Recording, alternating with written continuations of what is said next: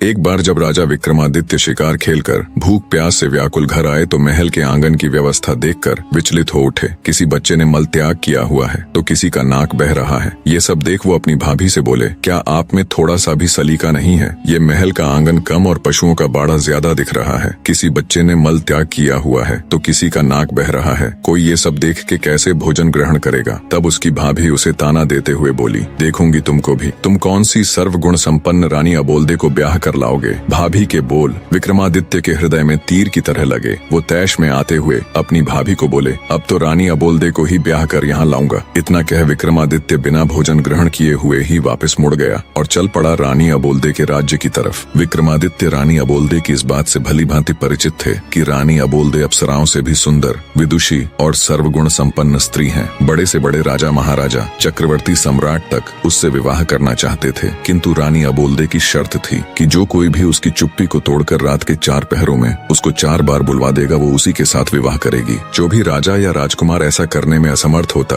उसे रानी की कैद में रहने की सजा हो जाती। अब तक कोई भी राजा या राजकुमार 4 बार तो क्या, 1 बार भी रानी को नहीं बुलवा सके थे। 111 राजा व राजकुमार रानी को बुलवाने का ये असफल प्रयास कर चुके थे, जो अब उनकी कैद में पड़े थे। रानी अबोल्दे ने अपने महल के सामने एक बड़ा ढोल रखवा रखा था। जो कोई भी राजा या राजकुमार रानी से विवाह करने का इच्छुक होता, उसे डंके की चोट मार उस ढोल को बजाकर आगाज करना होता था। राजा विक्रमादित्य ने चलते चलते एक योजना बनाई। उसके पास 4 ऐसे अदृश्य वीर थे जो उनके हर हुक्म को मानते थे। राजा विक्रमादित्य उन वीरों के साथ शाम होने से पहले ही रानी अबोल्दे के महल के सामने पहुंच गया और डंका उठा, जोर से ढोल पर दे मारा। ढोल की आवाज सुनकर रानी ने अपने सेवकों को आदेश दिया, ढोल बजाने वाले को आदर सहित अतिथि गृह में ले जाए और उचित सत्कार किया जाए। रात का पहला पहर शुरू होने से पहले ही रानी अबोल्दे 16 श्रृंगार कर अपने महल में पलंग पर बैठ गई और सेवकों को आदेश दिया कि राजा विक्रमादित्य को उनके समक्ष लाया जाए। राजा विक्रमादित्य सेवकों के आग्रह पर रानी अबोल्दे के महल में आ गए और अपनी योजना के अनुसार अपने 4 अदृश्य वीरों को उनके अति सूक्ष्म रूप में अलग अलग स्थानों पर बैठा दिया। एक को रानी के पलंग के पास, दूसरे को रानी के मटके के पास, तीसरे को रानी की खिड़की के पास और चौथे को रानी के हार के पास बैठा दिया और वो खुद भी रानी के समक्ष एक काठ की कुर्सी पर बैठ गए। उन्होंने रानी से बातचीत करने का प्रयास किया, पर रानी अबोल्दे ने कोई जवाब नहीं दिया। वो तो उनके सामने ऐसे बैठ गई जैसे कोई पत्थर की मूर्त हो। तब राजा विक्रमादित्य ने रानी के पलंग की तरफ देखते हुए कहा, अरे भाई रानी के पलंग, रानी तो बोलेगी नहीं, अब तू ही कह कुछ बात जिससे कटे रात। राजा की बात सुन रानी के पलंग पर बैठा उसका वीर बोला, महाराज मेरे में इतना दिमाग कहाँ कि आपको कुछ कह सुनाऊं? हाँ, अगर आप कुछ सुनाएंगे तो हुंकारा जरूर भर दूंगा। राजा विक्रमादित्य बोले, ठीक है तो फिर सुनो, बने रहे।